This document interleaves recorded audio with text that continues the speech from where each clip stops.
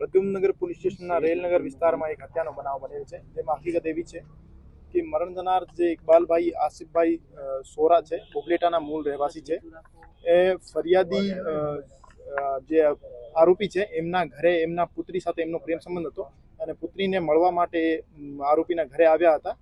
અને પછી આરોપી દ્વારા પોતાની પુત્રી સાથે એમને જોઈ જતા આરોપી ઉશ્કેરાઈ ગયા અને છરી દ્વારા એમના પગ ઉપર ઘા કરવામાં આવેલ અને પગના ભાગેથી લોહી વધારે વહી જતા મરણ જનારનો મૃત્યુ નિપજેલ.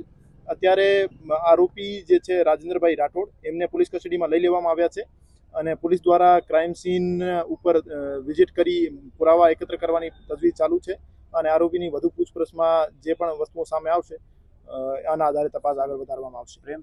પ્રાથમિક દ્રષ્ટિયા એવું જાણવા મળ્યું છે કે આરોપી જે છે 65 વર્ષીય છે અને એમની પુત્રી સાથે